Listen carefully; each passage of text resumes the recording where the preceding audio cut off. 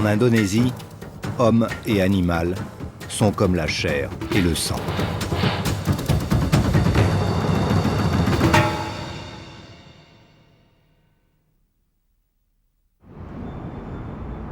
Jakarta, la capitale, est une métropole en pleine expansion. C'est un îlot de modernité dans un océan de tradition.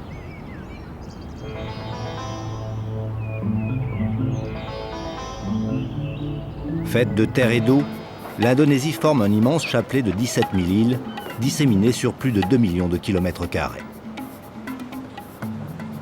Les marins du port de Jakarta passent leur vie en mer. Ils transportent vers des destinations lointaines des bois précieux comme l'ébène de Makassar sur l'île de Sulawesi et le santal de Bornéo. De tout temps, l'Indonésie a été un centre d'échange et un carrefour commercial. Des marins en sont partis pour explorer les océans.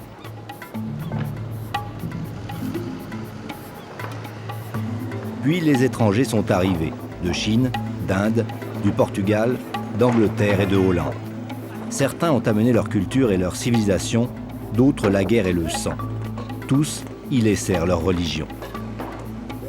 Ces marins sont Bugis, originaires de l'île de Sulawesi. La plupart sont musulmans comme le sont 90% des Indonésiens. Le pays compte également nombre de bouddhistes, d'hindouistes et de chrétiens. Quelle que soit leur confession, la majeure partie d'entre eux a conservé des croyances animistes. L'animisme est plus vieux que le Christ ou que Mahomet. C'est la religion avant la religion, la croyance qui attribue une âme à chaque objet et à chaque animal.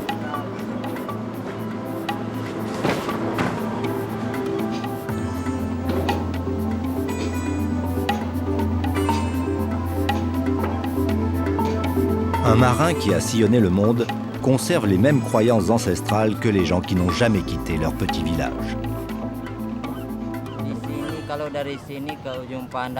Je suis un marin Bugis et un musulman. Je travaille sur un bateau à voile que l'on appelle chez nous un pinisi.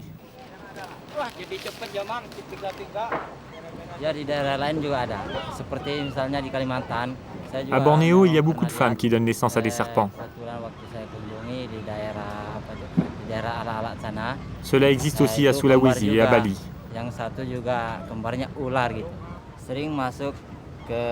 À Sulawesi, les femmes mettent au monde plutôt des varans. Tu y crois, toi? Bien sûr que j'y crois. C'est l'œuvre de Dieu.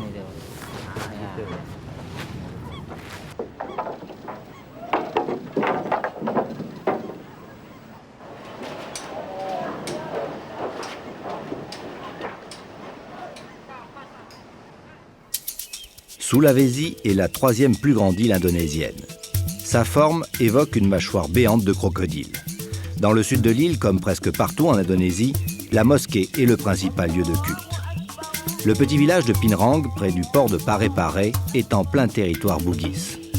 Les Bugis sont profondément musulmans, mais ils ont conservé leurs traditions animistes. Chaque matin, une jeune villageoise nommée Asmawati réveille son frère profondément endormi. Son frère s'appelle Andi Lawang, ce qui signifie être supérieur dans la langue des Bugis. Andi Lawang est un dragon de Komodo. C'est l'une des plus anciennes espèces animales de la famille des dinosaures, vieille de plus d'1 million d'années. Même si Andi Lawang semble inoffensif, les Komodos sont les varans les plus dangereux que l'on trouve sur Terre. Les mâles peuvent atteindre 3,5 mètres et peser 150 kilos. En liberté, ils mangent tout ce qu'ils peuvent capturer, biches, chèvres, cochons et même leurs congénères. Ils déchiquettent leur proie de leurs dents acérées comme des rasoirs, à la manière des crocodiles.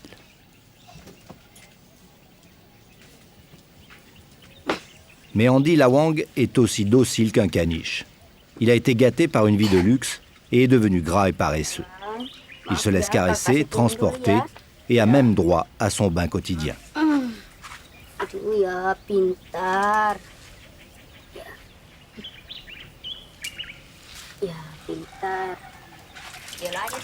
Cependant, dans cette famille, il n'est pas un animal de compagnie. En effet, il est considéré comme un membre à part entière de la famille, avec les mêmes liens de sang que n'importe quel autre enfant.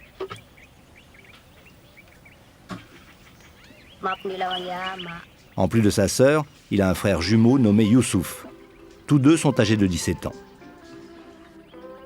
Les deux frères dorment dans le même lit. Les trois enfants ont grandi ensemble et ont partagé les mêmes expériences au cours des ans.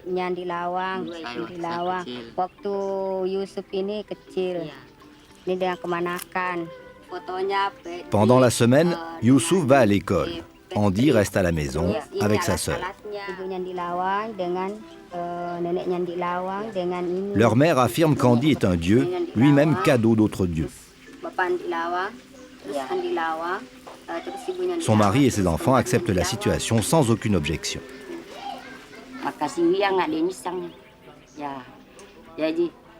J'ai été enceinte pendant 10 mois. Puis, j'ai eu des contractions et j'ai donné naissance à Youssouf. 3 jours plus tard, je suis retournée à la clinique voir la sage-femme. Je lui ai expliqué que j'avais ressenti de violentes douleurs au ventre et que j'avais accouché d'un second enfant, cette fois un varan. Je lui ai présenté Andy.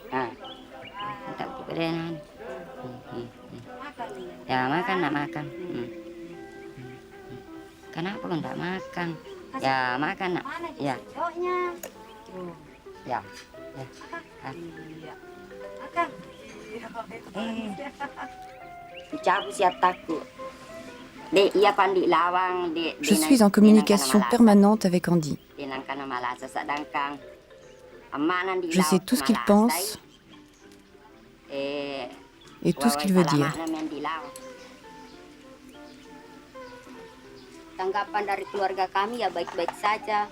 Certaines personnes du village ne croient pas qu'Andy soit un être humain. Dans notre famille, nous le considérons comme un dieu, car il a des pouvoirs magiques. Il sait même comment guérir les gens qui sont malades. Il y a 3 ans, une femme du village s'est moquée de lui. Elle s'est fâchée et lui a jeté un sort. Depuis, cette femme ne peut plus marcher. Pour les sceptiques, la famille a la preuve qu'Andy n'est pas seulement un animal. Il s'agit d'un certificat de naissance en bonne et due forme, établi par la mairie. La plupart des gens du village acceptent leur histoire. Certains Indonésiens croient que des œufs d'animaux peuvent pénétrer le corps d'une femme lorsqu'elle se baigne dans la rivière. Mais tout le monde n'est pas convaincu, comme la sage-femme. Je me souviens du jour où elle est venue me voir et a donné naissance à Youssouf. 3 jours plus tard, elle est revenue avec un petit varan et m'a dit que c'était son frère jumeau. C'est scientifiquement impossible. Le docteur est d'accord avec moi. Mais je peux comprendre qu'on y croit, car dans cette région, les croyances religieuses sont très fortes.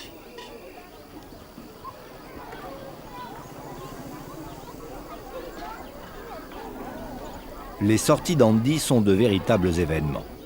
Bien que les dragons de Komodo soient capables d'atteindre une vitesse de 18 km/h, Andy préfère musarder à sa guise en voiture, reniflant l'air avec sa langue très sensible. C'est un moment rare. La famille ne peut pas l'amener au centre du village.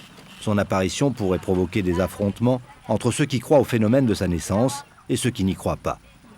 Les varans ont disparu du globe depuis l'ère jurassique, à l'exception de l'archipel indonésien, où l'on en trouve encore en petit nombre sur l'île de Komodo.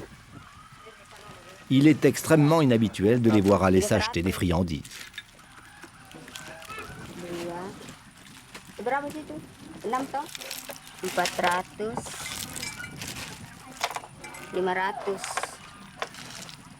Terima kasih banyak ya. Yuk pulang.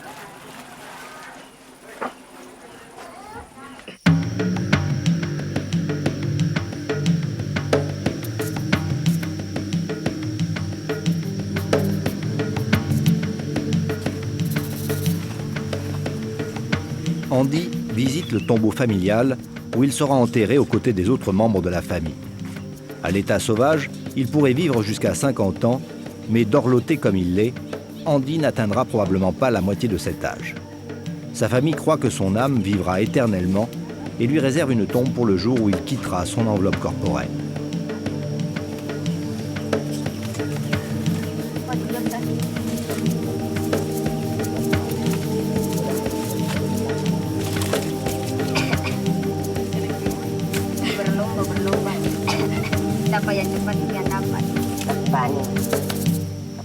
La famille au grand complet rend hommage aux nombreux ancêtres enterrés à cet endroit.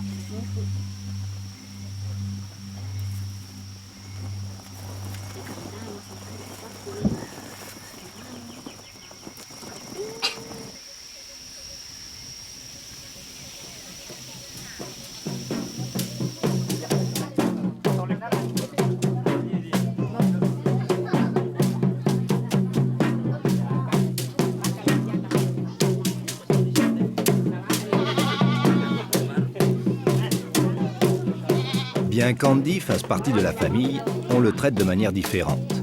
Ses anniversaires, par exemple, donnent lieu à des fêtes extravagantes. Pour ces occasions exceptionnelles, la famille organise une cérémonie. Sont conviés aux festivités tous les amis et les proches du village. Du moins, ceux qui croient qu'Andy est bien un envoyé des dieux. Les musiciens ne jouent que pour lui. Les sons créent un sentiment de sérénité. Le tempo est un élément essentiel du rituel. Il aide à établir le lien entre la terre et l'au-delà. La mère dirige la cérémonie. Elle sert de médium sous l'influence d'Andy.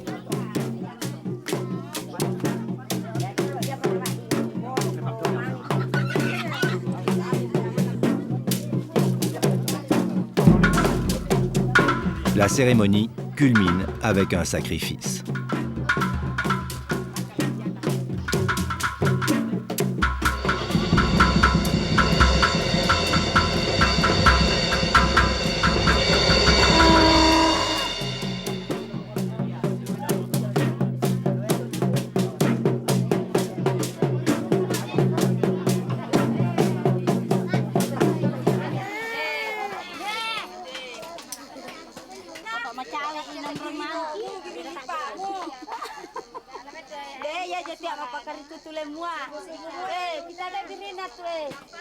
Puis, la viande est découpée et un grand festin commence.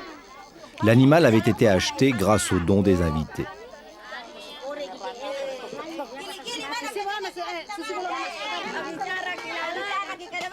De même que la famille, les invités sont des gens modestes. Mais pour une telle circonstance, tous ont revêtu leurs plus beaux atours.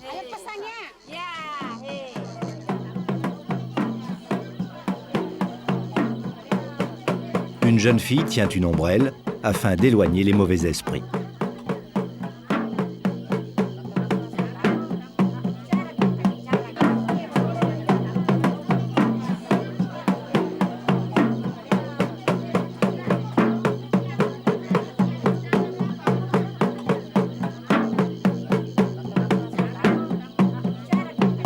Les invités offrent à la famille du riz et des œufs. En retour, ils sollicitent d'Andy bonne santé et prospérité. Tous ces dons reçus grâce à Andy représentent une manne financière conséquente.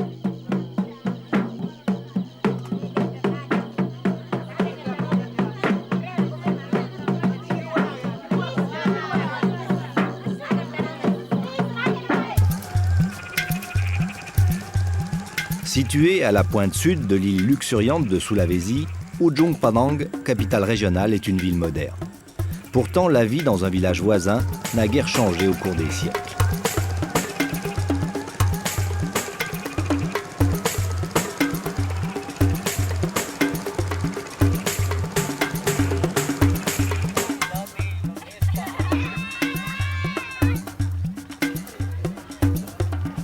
C'est le lieu d'une autre étrange naissance. Il y a 24 ans, une habitante a prétendu avoir donné naissance à des jumelles, une fille et un crocodile femelle. La petite fille fut baptisée Nurhayati et le crocodile Dangbao. Dangbao est un nom réservé à la noblesse et donc peu usité dans les campagnes. La majeure partie de la famille est morte ou a quitté le foyer, laissant Dangbao aux soins de son oncle et de son cousin.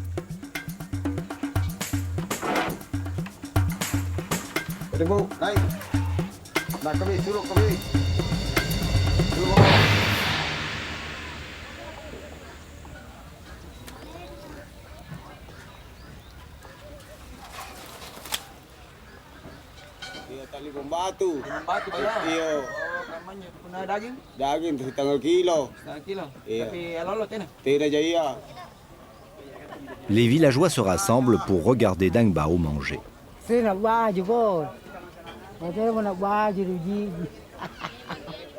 Son régime alimentaire ressemble à celui d'Andy Lawang, principalement composé de douzaines d'œufs frais. La gueule béante d'un crocodile qui a faim a toujours quelque chose d'effrayant.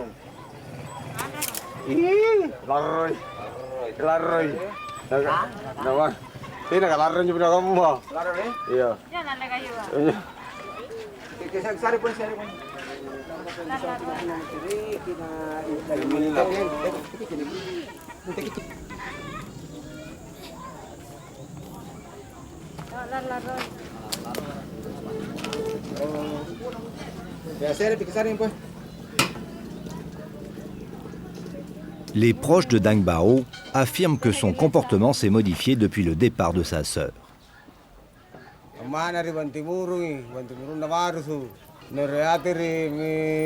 Cela fait quelque temps que Deng Bao est agressive et nerveuse. On ne peut plus la laisser sortir.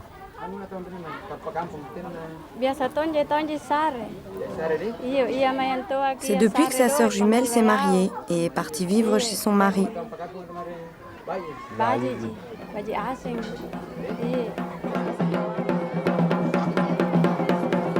L'année dernière, la vie était plus belle quand toute la famille et le village s'étaient réunis pour fêter l'anniversaire du crocodile et de sa sœur.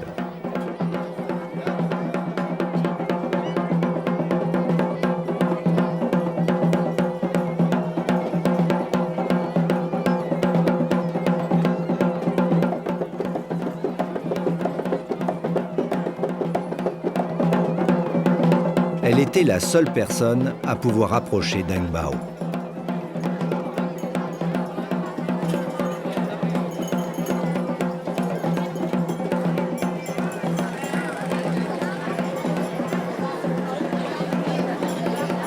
Maintenant que Nourayati est partie vivre avec son mari, le crocodile reste seul dans sa cage et ne laisse personne le toucher.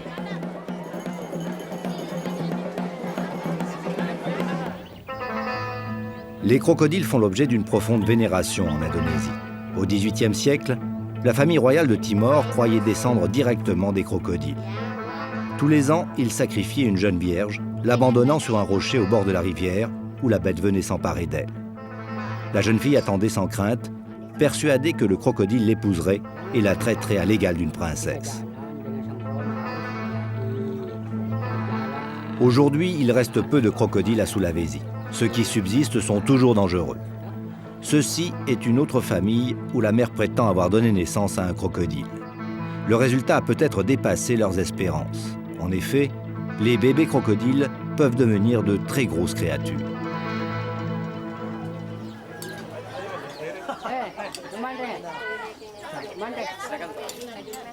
Ce crocodile est présent à chaque repas.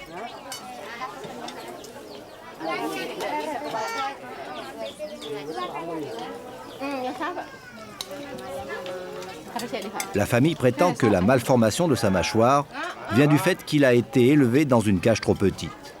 Plus prosaïquement, il est difficile de ne pas constater qu'une mâchoire cassée constitue une parade idéale au danger que peut représenter une telle bête.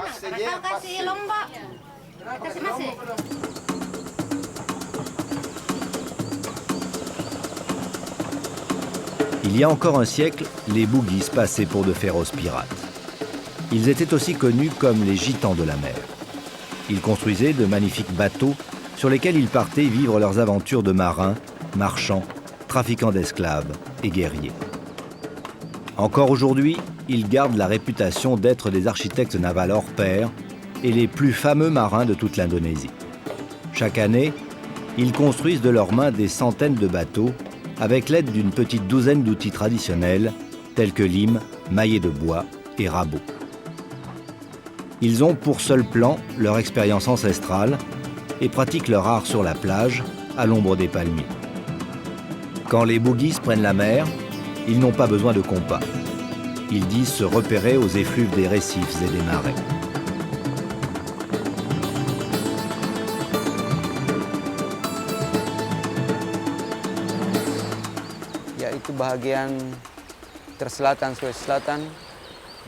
C'est ici, au chantier naval de Tanah Biru, que sont construits tous les bateaux Bugis. Ils voguent sur toutes les mers de l'Océanie.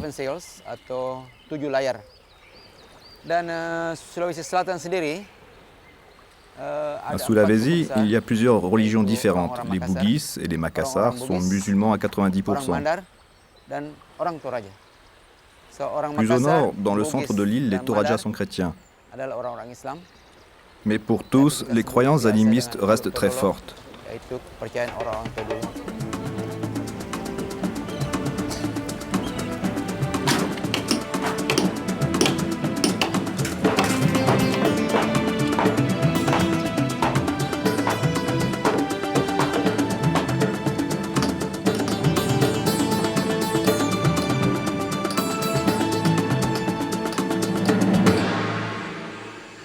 Le nom Toraja signifie peuple du haut pays.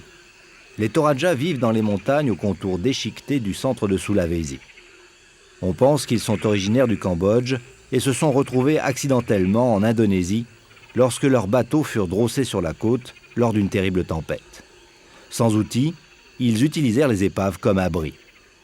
Aujourd'hui, toutes leurs maisons font face au nord, orientées vers le Cambodge. Elles sont construites en forme de bateau. Les Toraja, qui étaient des marins, se sont naturellement installés au bord de la mer. Plus tard, ils ont été chassés par leurs ennemis héréditaires, les Bugis, et se sont réfugiés à l'intérieur de l'île.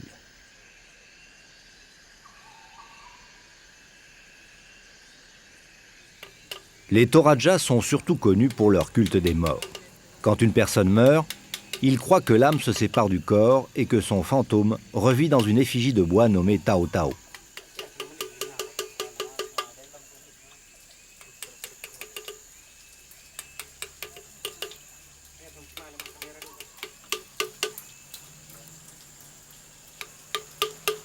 Les anciens Tao Tao étaient des statues grossièrement sculptées, au regard inexpressif.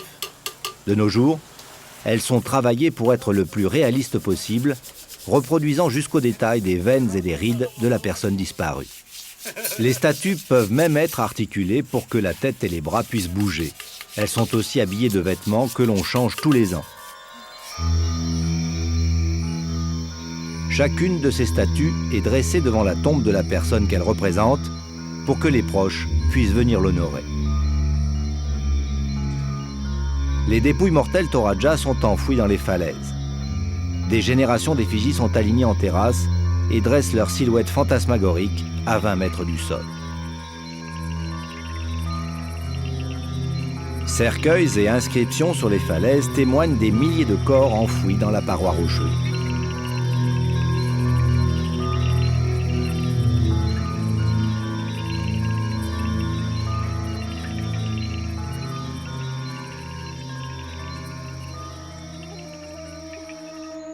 En bas au village, 2 cercueils avec leurs ornements chamarrés ont été préparés pour une cérémonie funéraire qui doit avoir lieu.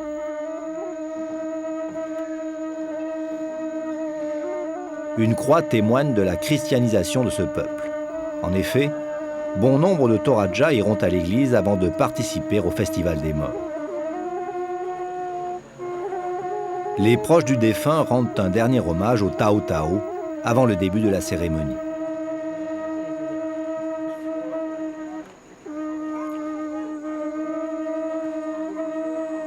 Les Toraja étaient de redoutables chasseurs de têtes. Pour chaque cérémonie funéraire, ils se devaient d'offrir des crânes humains fraîchement coupés. Aujourd'hui, les animaux ont remplacé les hommes dans les sacrifices rituels.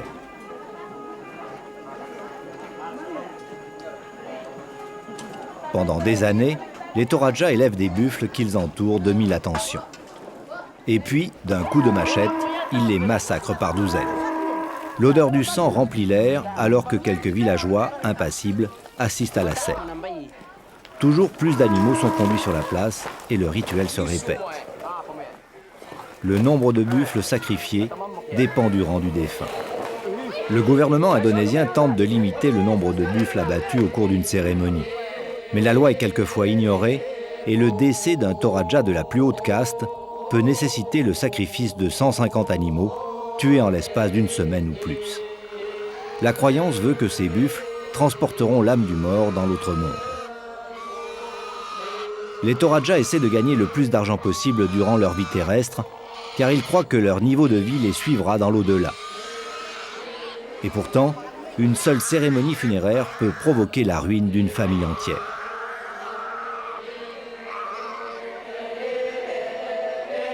Les hommes chantent et dansent alors que le sol se teinte du sang des bêtes sacrifiées. L'enterrement d'une personne peut avoir lieu 10 ans après sa mort. Souvent, une famille regroupe ses défunts en une seule cérémonie qui réunit les amis et les proches venus de toutes parts. Les funérailles sont des événements solennels et ce sont aussi des fêtes. Le festival des morts dure parfois 2 semaines.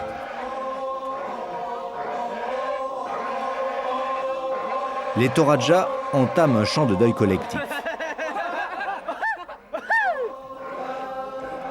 Leur voix s'élève et retombe pendant qu'ils se déplacent lentement dans un cercle ou en ligne. Chacun tient la place qui lui a été assignée dans la formation en fonction de son rang.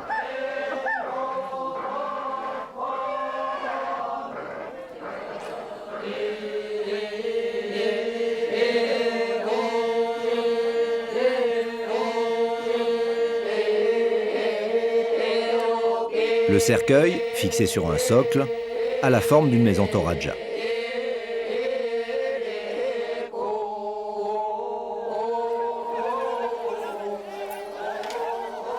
Les hommes le hissent sur leurs épaules et prennent la tête d'une procession appelée la marche des morts. Celle-ci suit l'itinéraire emprunté par le défunt lorsqu'il allait tous les jours au travail.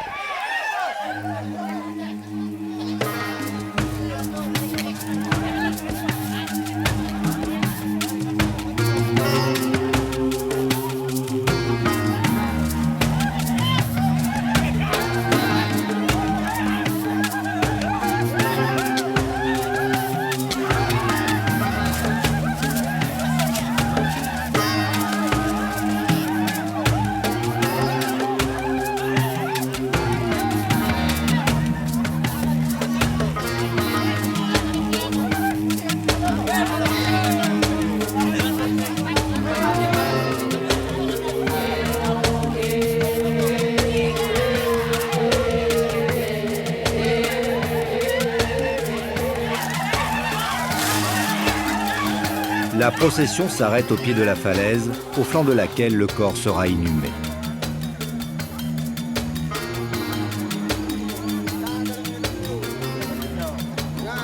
Parvenus au terme du voyage, les proches glissent le corps dans une galerie creusée dans la falaise.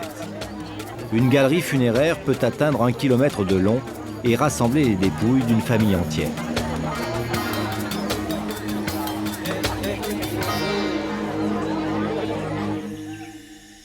Le paysage de cette région est modelé par la mémoire des morts. Même les arbres servent de tombe. Lorsqu'un nouveau-né meurt, on creuse le tronc d'un grand arbre pour accueillir son corps. Le bois se reconstitue et scelle la tombe à jamais. Au pays des Toraja, rares sont les rochers qui ne deviennent sépultures. L'île de Java est le centre géographique de l'Indonésie. Elle abrite Borobudur, le plus grand monument bouddhiste du monde. Borobudur fut érigé par la dynastie des Sélindras entre 750 et 850 après Jésus-Christ. Des milliers d'esclaves, de paysans, de tailleurs de pierre ont bâti à main nue ce temple de pierre volcanique. 5 générations se sont succédées pour cette construction et l'ont souvent payé de leur vie. En 856, les hindous renversent les princes bouddhistes et Borobudur est abandonné. 1 millier d'années d'éruptions volcaniques et de végétation tropicale ont enfoui le monument qui restera complètement oublié jusqu'à ce qu'un colonel anglais le découvre en 1814. Des centaines de bas-reliefs décorent les murs. Beaucoup décrivent la vie de Bouddha et son enseignement. Ce monument était un centre important de pèlerinage bouddhiste. Les pèlerins devaient parcourir 5 km avant d'atteindre le sommet, guidés et instruits le long de leur ascension par ces bas-reliefs qui parlent d'histoire, d'art, de religion, de littérature, d'agriculture et de navigation. Borobudur compte 10 terrasses. Chacune représente une étape sur la route vers le paradis. La plus haute terrasse symbolise la perfection, la libération des contingences terrestres et de la souffrance. Le site de Borobudur est magique. De son point culminant, on peut voir une colline qui ressemble à un homme allongé. Les Javanais disent que c'est Bouddha qui a atteint le nirvana. Subekti est guide et spécialiste de Borobudur. Salah satu monumen international di dunia. Borobudur fut construit à cet endroit précis à cause de la forme des montagnes. Il y avait en plus suffisamment de place ici. Ce monument fut bâti par plus de 100 000 personnes au 8e siècle et disparu après une énorme éruption du Merapi. L'éruption recouvrit Borobudur et la région entière d'une couche de cendres et marqua la fin de l'empire Mojopahite.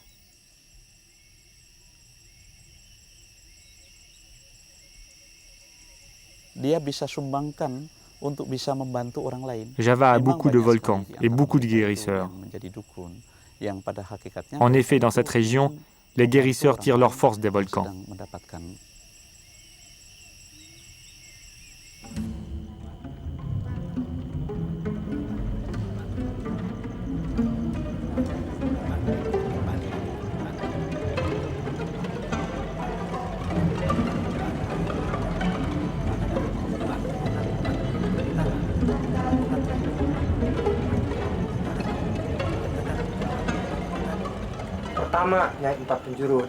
Je tiens mon pouvoir du sultan Hassanuddin, un grand musulman et l'un des grands sultans de Sulawesi.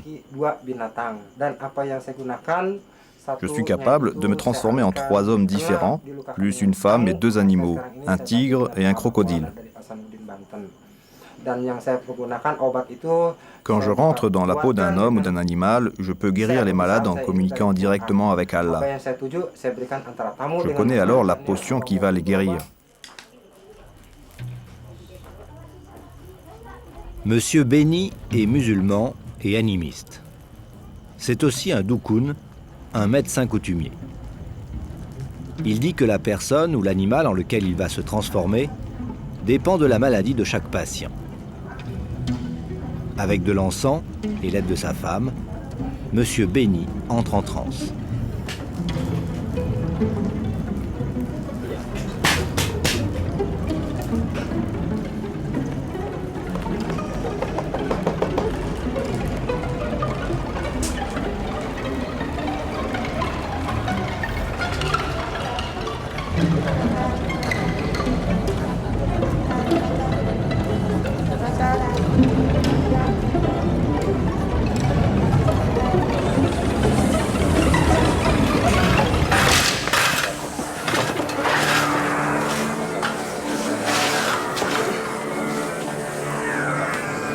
Cette fois, il devient tigre.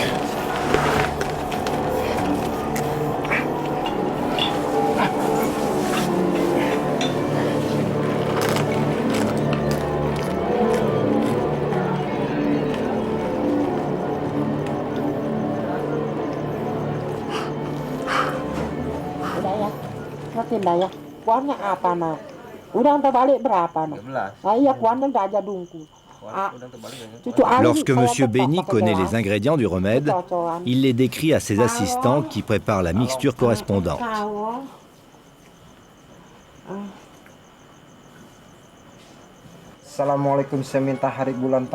Ce sont des produits locaux utilisés depuis des milliers d'années.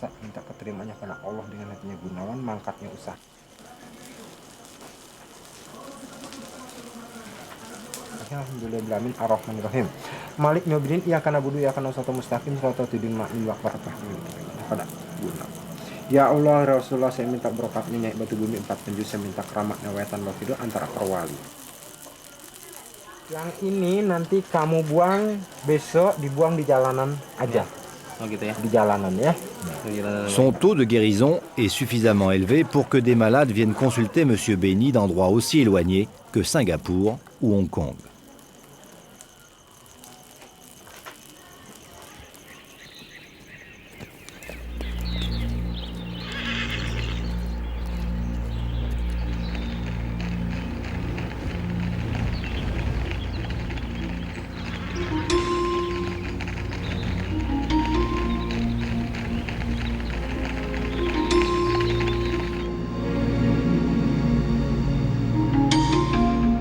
Le peuple de Java habite au milieu de nombreux volcans. Ceux-ci peuvent être terribles, leurs éruptions causant souvent d'importants dégâts. Pour les Javanais, ces volcans sont des dieux. Une fois par an, des milliers d'hindouistes venus de toute l'Indonésie se rendent en pèlerinage au sommet des volcans.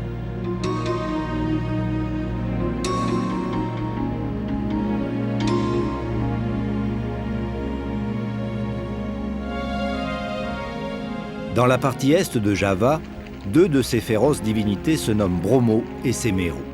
Elles font partie de la chaîne montagneuse du Tengger. Le volcan Bromo est dédié au dieu hindou Brahma. Son énorme cratère est un lieu de culte depuis le XIVe siècle. Une légende raconte son origine. Il était une fois un ogre follement amoureux d'une très belle princesse.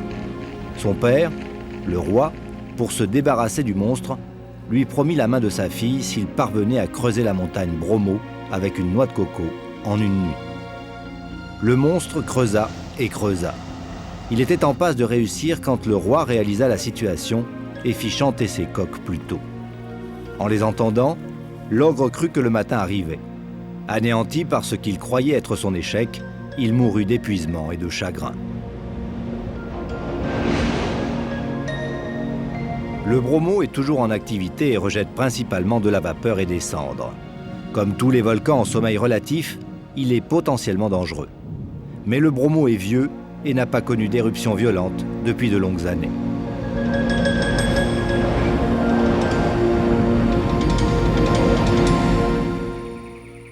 Du haut du Bromo, on aperçoit le Semeru, le plus haut volcan de Java. Le Semeru est très actif, lâchant de la fumée toutes les demi-heures et entrant en de violentes éruptions de temps en temps. Les cendres volcaniques font la richesse du sol et les récoltes, grâce à elles, sont abondantes. Les villageois cultivent oignons, poireaux, pommes de terre et tomates dans les champs en terrasse à flanc de montagne. Les montagnards habitant cette région sont appelés les Tengger. Ils sont les descendants du grand empire indo-javanais Mojopahit. Quand les musulmans se sont emparés du centre de Java au XVe siècle, les Tengger ont immigré à l'est où ils continuent à pratiquer l'hindouisme. Leur culture est imprégnée de mythes et de magie.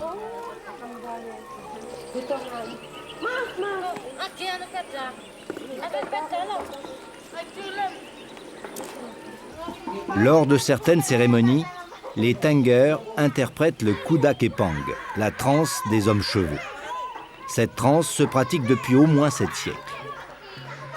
Elle remonte à l'empire Mojopahit. À l'époque, c'était une danse de guerre, une imploration au dieu hindou pour qu'il donne la force de vaincre l'ennemi.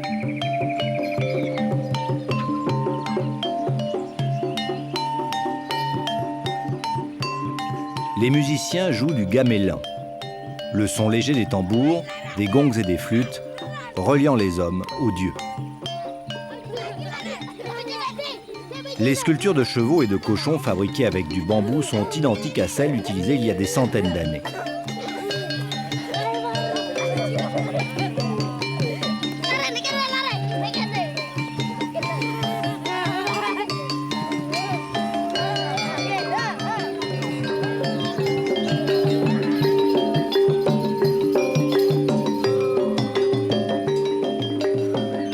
Seuls les hommes sont autorisés à participer au Kuda Kepang.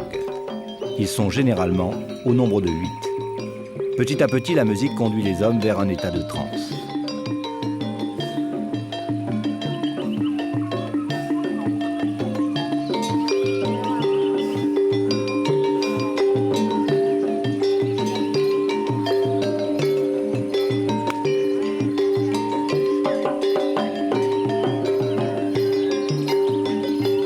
Pour une telle cérémonie, la présence du doukoun est indispensable. Il allume l'encens, murmure les formules sacrées à son fouet, puis transfère les sortilèges aux hommes en abattant doucement la lanière sur leur corps.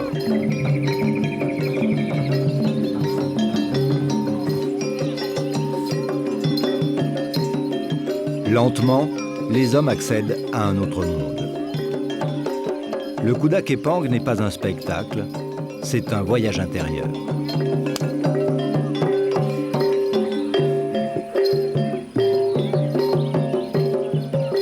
La scène fait penser à un manège enchanté.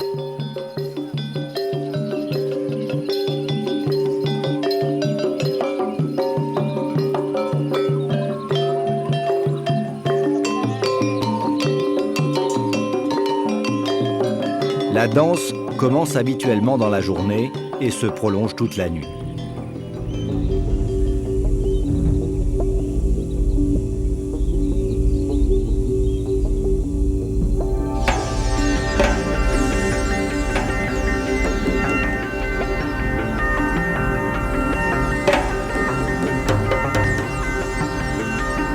la nuit tombe, les hommes prolongent le Kuda Kepang.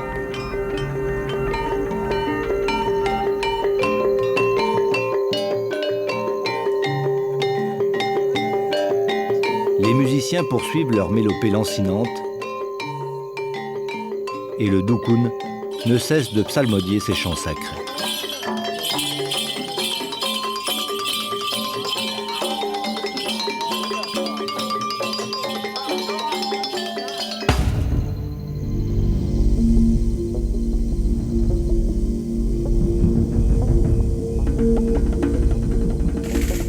Les hommes courent de plus en plus vite, pris d'une sorte de frénésie.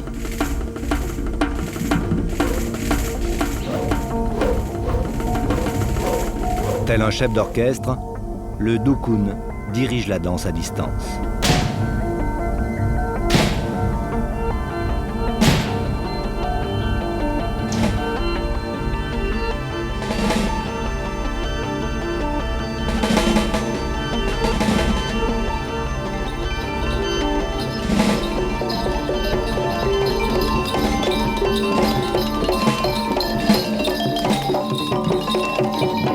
En transe, les hommes tombent comme foudroyés.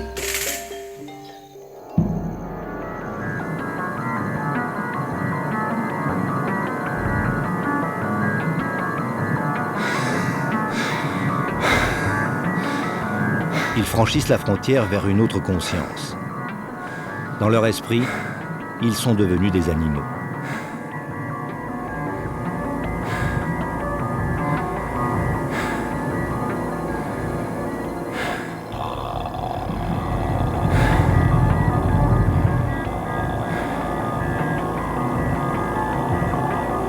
Les yeux exorbités, ils galopent comme des chevaux, lapent de l'eau ou chargent comme des bêtes furieuses, le corps raidi. Certains disparaissent dans la nature pendant des heures. Le rythme de la musique suit la transe. Parfois il la dirige, d'autres fois il l'accompagne.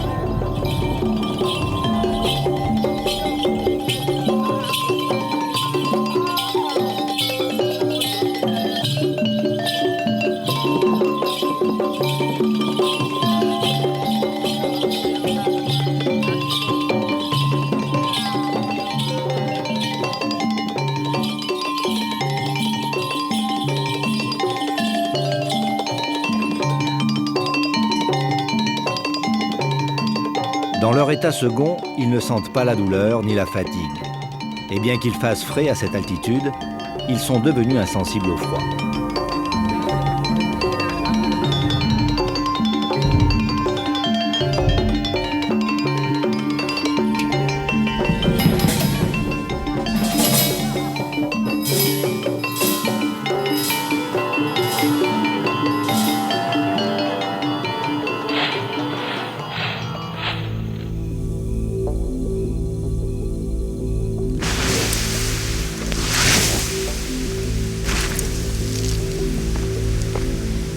Marcher sur le feu est un moyen de communiquer avec les esprits.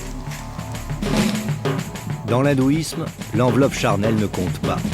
Plus le corps souffre, plus il entre en communion avec les dieux. Tout leur devient possible. Marcher sur des braises, se flageller, manger du verre et des plantes vénéneuses.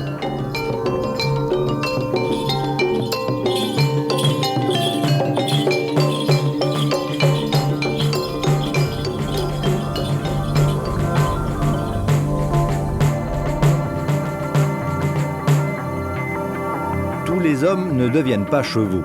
Certains se transforment en cochons.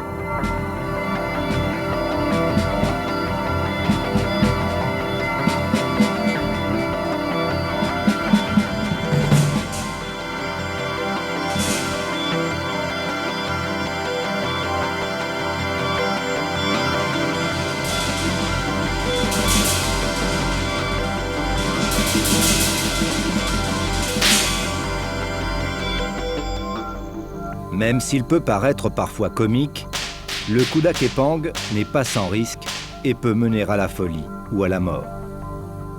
C'est la raison pour laquelle un dukun est toujours présent. Il surveille les hommes et les fait sortir de transe en cas de besoin.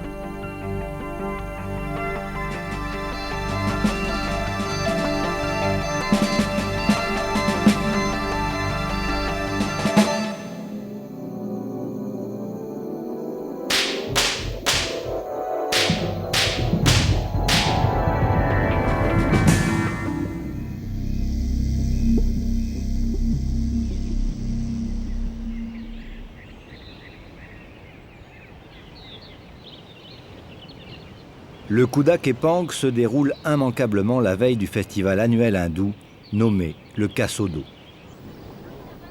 Une fois par an, des milliers de gens effectuent à cheval ou à pied la difficile ascension du volcan Bromo.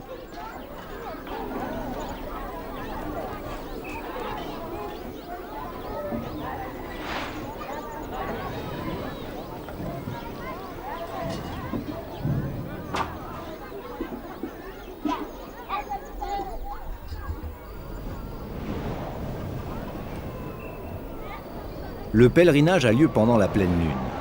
Ce festival est apparu au XIVe siècle, à l'époque de l'empire Mojopahit. Son but est de commémorer les ancêtres disparus. Les pèlerins se rendent tout d'abord au temple situé au pied du volcan. Ils amènent des offrandes sous forme de fruits, de fleurs et d'animaux, bénis par un dukun.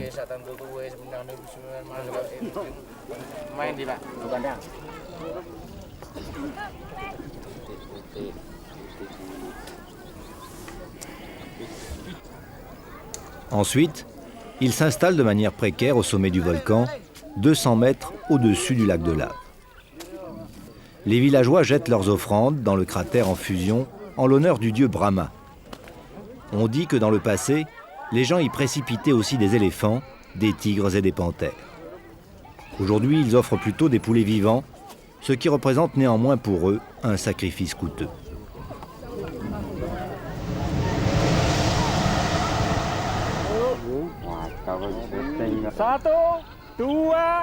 Certains Indonésiens ne craignent ni la colère des dieux, ni la lave brûlante des volcans. Les moins croyants viennent alors récupérer, lorsqu'ils le peuvent, les offrandes des pèlerins.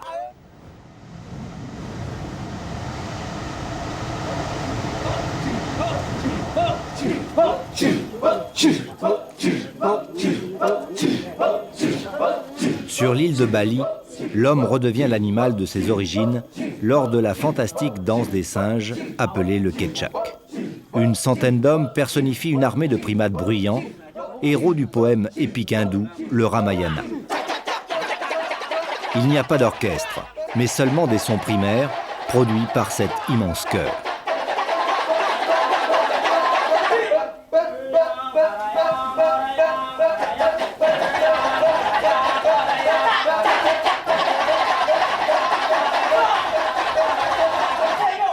Les rôles de Dieu et du diable sont interprétés par des acteurs. À Bali, la religion hindouiste est basée sur l'opposition des contraires. La terre et le paradis, le noir et le blanc, les dieux et les démons.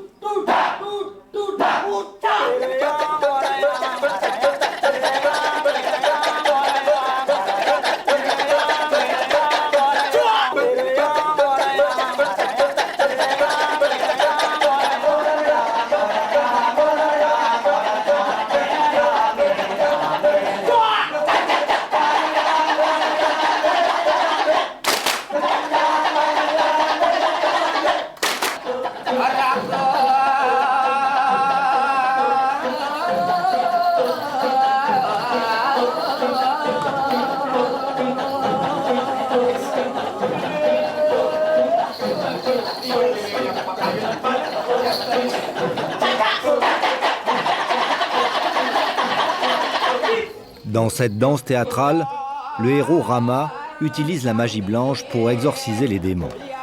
Le Kecak est à la fois une morale et un divertissement.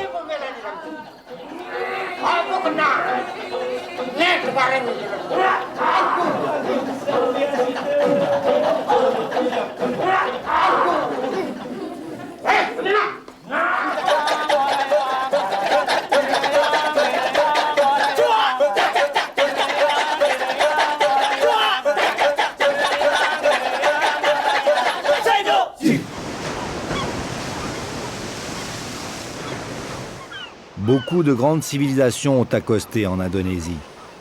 De nombreux changements ont résulté de ces allées et venues. Mais le soleil ne se couche jamais sur les croyances ancestrales.